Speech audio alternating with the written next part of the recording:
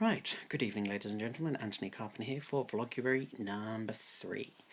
And kind of as with this time last year, this is one where I'm crashed out here. Actually, what I'm going to do, I'm just going to press the screen to see if I can adjust the volume up a bit. One of the things I've got on this iPhone that I'm recording on is a better camcorder app on it, which allows me to change the input volume, so where I've got my voice down it will actually pick it up better. And where were we today? Didn't actually do much today in the grand scheme of things because I didn't sleep well, and I'm still at the stage obviously where I'm not sleeping well and I'm on various pieces of medication which I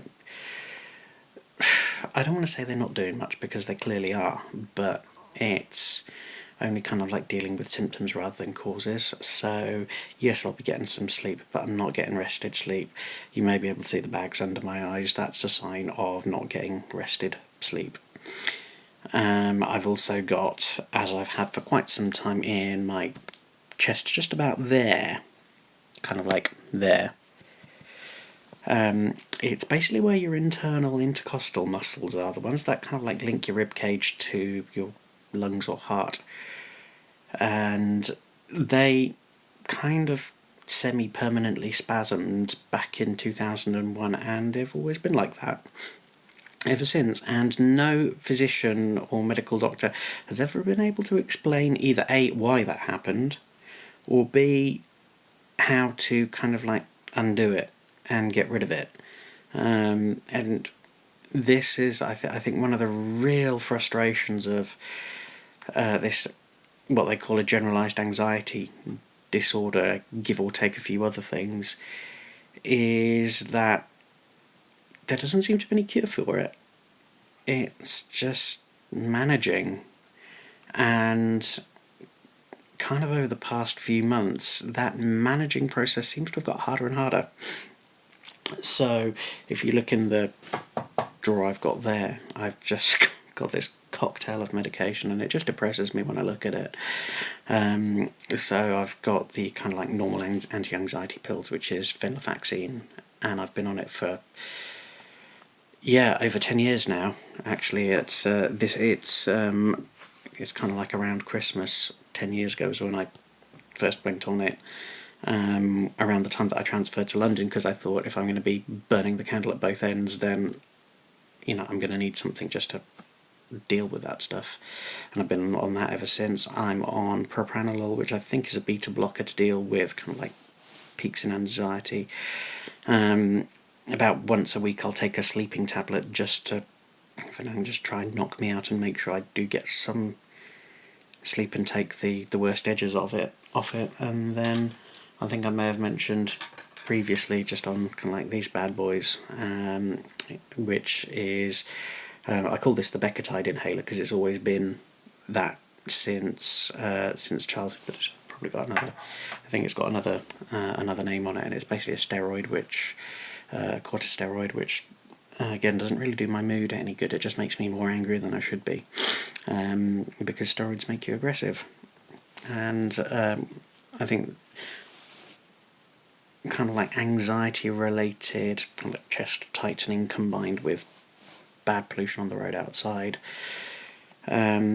is what's driving it, which is why next month I'm off to both the councils to moan at them to say do something about it, or rather kind of like starting off basically saying, well, first of all, what legal powers and responsibilities do you have, so that next time they say we're doing everything that we can, I can at least cross-check it with what the law says is doing everything they can versus what a politician says is everything they can.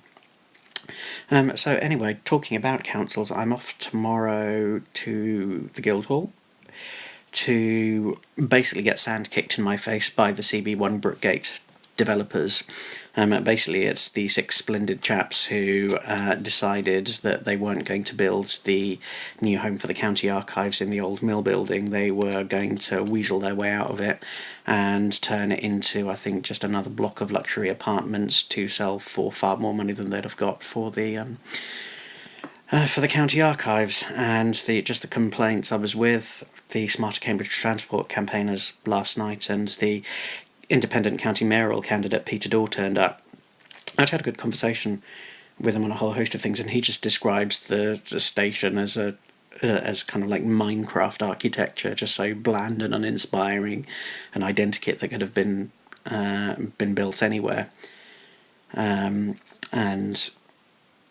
that's just the general feeling, is that the developers have come in to make as much money as they possibly can from the site, and that'll be it. And it's such a shame, because it was such a missed opportunity. What I'm not going to get into the business of is saying that what was there was somehow better. It wasn't. The station has always been some sort of an industrial site, and yet when they had the opportunity to completely clear the area in and around the railway station and build something really, really nice, in the end what we got, which was completely outside of the councillor's control, there's no way they could have done anything about it, what we got was effectively apartments and investments for a mixture of London overspill and very, very short-term occupancies, rather than